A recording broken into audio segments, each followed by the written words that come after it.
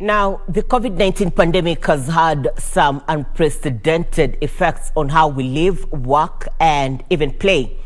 For breastfeeding mothers, the protection of infants from the deadly disease is proving to be a challenging task due to the complexities involved.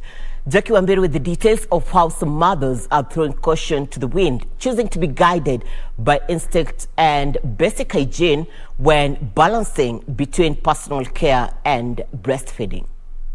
Meet Emily Wahome, a mother of 3. Emily says she began experiencing COVID-19 related symptoms and her fears were confirmed when the result turned positive. I was still feeling so extremely fatigued and I was feeling generally unwell. I decided to go to the hospital. So when I went to the doctor told me we need to do COVID tests because that's a time when we had very high numbers. So when the COVID test was done, it was positive. The doctor advised me to isolate myself for 10 days, but I didn't manage to isolate myself from my children.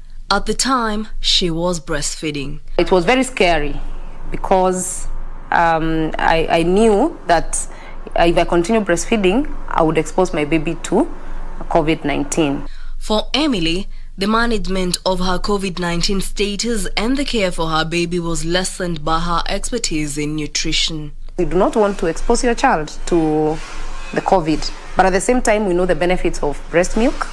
Breast milk contains antibodies that continue building the immunity of the baby, and therefore even during COVID-19, it's advisable for the mothers still to continue breastfeeding their babies, to continue building the immunity. For some mothers, however, having COVID during lactation can be a tall order. Mothers should not be scared about breastfeeding because there's no evidence to show that actually breast milk will contain the virus. They just need to observe the COVID-19 rules of washing their hands, keeping personal hygiene, and wearing their mask as much as possible. Esther Kwamboka says coronavirus has been a challenge as a mother is forced to care for herself and at the same time ensure that her baby does not contract the disease and still breastfeed exclusively. The antibodies from the mother, who is already suffering from COVID, are going to be passed on to the child who is through the breast milk. And so that is going to be passive immunity that is going to be passed into the child, because then the antibodies are going to start acting like immediately within the child. So there's not been any evidence that COVID is spread through breast milk, and there's not been any evidence that if a mother actually breastfeeds and she masks up and she does all the hygiene practices, that she's going to transmit it to her baby.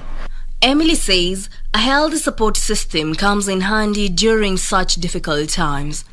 If a lady is stressed, if a woman is stressed during breastfeeding, that is one of the things that impact or bring the milk supply down. So she needs to be emotionally prepared for it. She needs to be given support. If she is stressed, she needs to be cared for so that she can be able to continue breastfeeding.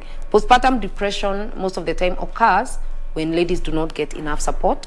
Once she knows that the breast milk is not going to be transmitted through the COVID is not going to be transmitted to her baby through the breast milk, then she's going to be confident and she'll stop worrying.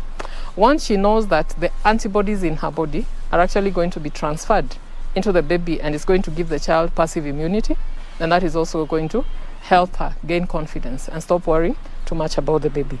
Though there has been a push to have employers designate areas within their workplaces for breastfeeding, the COVID-19 pandemic presents a major challenge.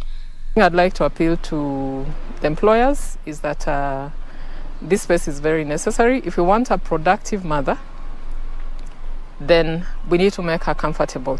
Kenya is seeking to create awareness among new parents and promote infant health through a week-long breastfeeding campaign dubbed Protect Breastfeeding, a Shared Responsibility.